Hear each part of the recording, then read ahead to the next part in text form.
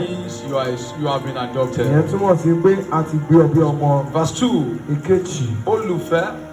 Beloved. The fact that pé a ti pè ọ́. wípé you are called. The fact that you have been adopted to be his son. wípé a ti pè ọ́ ní ọmọ. The writer quickly made an emphasis in verse 2. olùkọ́ ọ̀rọ̀ náà sọ ní Beloved. olùfẹ́. Now are we the sons of God? ẹ̀yin jẹ́ ọmọ Ọlọ́run. Now that you are a son, ọmọ Ọlọ́run yà wá ṣe ní it is important to know something, ó ṣe pàtàkì pé kó mọ̀ so that the devil will not deceive you. kí Sátánì má bàa tàn ọ́ jẹ. The fact that you are now the son of God, wípé o jẹ́ ọmọ Ọlọ́run. the fact that you are now joint heirs with wípé mi Christ, jẹ́ àjùmọ̀jogún pẹ̀lú it Kristi. doesn't mean that all the inheritance will come once. kò túmọ̀ sí pé gbogbo ọ̀rọ̀ yẹn yóò wá lẹ́ẹ̀kan. It doesn't mean that all the inheritance will be given to you kò once. túmọ̀ sí pé a máa fún ọ ní gbogbo That's why I náà. said, beloved, ìdí nìyẹn tó fi sọ pé olùfẹ́. beloved. olùfẹ́. Now that your sonship has been confirmed, nígbà tí a ti fi ìsọdọmọ rẹ please múlẹ̀. don't forget, oh, má gbà pé. it does not yet appear what you will be. o ti Oh. farahàn ohun tó jẹ́. All the inheritance you have in Christ, gbogbo àwọn ẹrù tó ní nínú Kristi.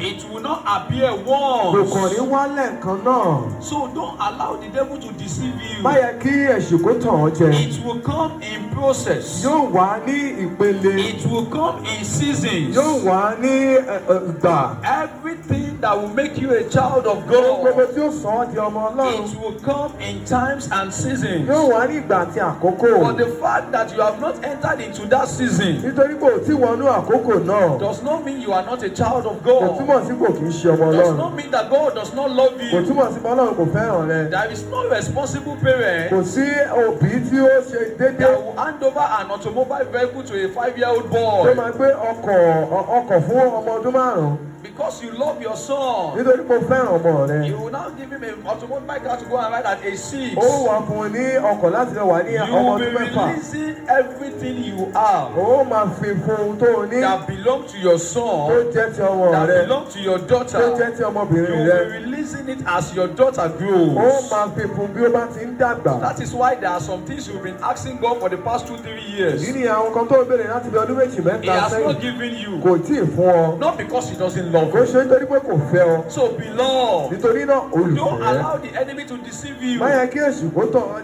into ọ̀tá kó tàn believing jẹ. that God does not love you, kó o máa gbàgbọ́ pé Ọlọ́run kò into fẹ́ràn rẹ. believing that you are not a son of kó o máa God, kó sọ pé ò kì í ṣe ọmọ Ọlọ́run. into believing that it's because you are a sinner, that is why you have not obtained those ó promises. máa yẹ kó sọ pé ò kì í ṣe ọgbẹ́ ẹlẹ́ṣẹ̀ And ní it ọ̀nà does not òṣèlú. yet appear what we shall be. torí kò tí ì fara ohun tí a ó jẹ́. But we know ṣùgbọ́n a mọ̀ that pé when it shall appear, nígbà tí a bá fi hàn, we shall be like a ó him. dàbí rẹ̀. We shall be like him. a ó dàbí rẹ̀. Every promises, every inheritance that belongs to a child of God, gbogbo àwọn ọ̀rọ̀ tí a ti sọ tí a fún fún ọmọ it náà does not yet appear kò tí now, ì fara hàn nísinsìnyí. but it shall appear with àwọn time. yóò fara hàn ní àkókò. I am a nation. èmi jẹ́ ohun I will orílẹ̀-èdè. live above and not beneath. èmi ó wà lókè mi ò ní wà nílẹ̀. True is poverty. ó gbọ́ òṣì nípasẹ̀ òṣì Second rẹ̀. Corinthians chapter 8 verse lórí ti 9. kejì orí I kejì have ọ̀sẹ̀ been kẹsàn-án. made rich. a ti sọ mí ní ọlọ́rọ̀. I may not have cash at hand, mo lè má ní ọkọ̀ ní ọwọ́ but I báyìí. am rich. ṣùgbọ́n ọlọ́rọ̀ ni mí. I am not mi poor. ò kì í ṣe olòṣì. I am not mi ò kì poor. í ṣe olòṣì. I am a great person. ẹni ńlá ni mí. I am mo above. wà lókè. I shall lend to èmi nations. yóò máa wí No, orílẹ̀-èdè. I may still be borrowing money mo now. lè máa yá owó nísinsìnyí. I may still be borrowing money mo lè máa now. yá owó But nísinsìnyí. I would lend to nations. ṣùgbọ́n èmi ò yá àwọn I orílẹ̀-èdè. am not a èmi ò borrower. kì í ṣe ẹni tó máa I yá am owó. just undergoing a process. èmi kàn ń wá pẹ̀lú ìpele ni. I may not be able to handle 20,000 naira project at a go. mo lè má ṣiṣẹ́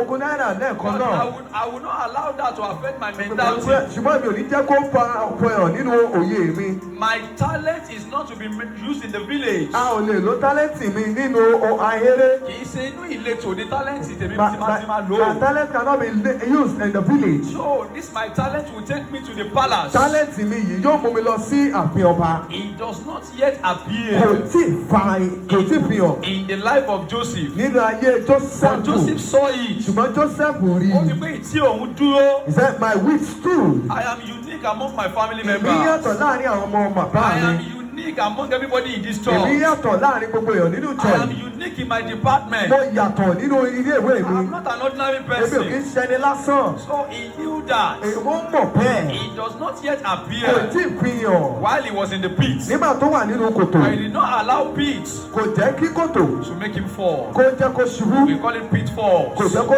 di kòtò. He did not allow Kò it. jẹ́ kó di kòtò. He does not yet Kò appear tí ì fi hàn. that Joseph will control Wípé nations. Joseph yóò darí While he orílẹ̀-èdè. was in the Potiphar's house, Nígbà tó wà nílé he Pọ́tífárì, was just controlling fellow mates, ó kàn darí àwọn Fellow èèyàn péréte. servants. Àwọn èèyàn péréte. fellow servants. Àwọn But péréte. he did not allow that to affect Wọ́n kò his jẹ́ kí yẹn kó orientation. bá òye rẹ̀ mu. I am meant for the palace. A ti dá mi fún ààfin. That is what I read. Nǹkan tí mo kà That nìyẹn. is what has been written unto Nǹkan tí me. a kọ fún mi nìyẹn. Behold, I come into you in the volume of book as it's written of me. Kíyèsí mo wá mo akọ nípa mi nínú ọ̀rọ̀ This is náà. what is written concerning Ohun me. tí a kọ nípa mi rèé. He got to the prison. Ó dé ẹ̀wọ̀n. He did not allow the prison. Kò jẹ́ kí He ẹ̀wọ̀n. did not allow his mindset to be in prison. Kò jẹ́ kí a dèwọ̀n èrò rẹ̀. His mindset was not in A prison. ò dèwọ̀n èrò rẹ̀. His body was in prison. Ara rẹ̀ ní àdèlẹ́wọ̀n. His feet was in prison. Ẹsẹ̀ rẹ̀ ní But àdèlẹ́wọ̀n. his mindset was not in prison. Ṣùgbọ́n a ò díwọ̀n rẹ̀. I have a talent in Mo me.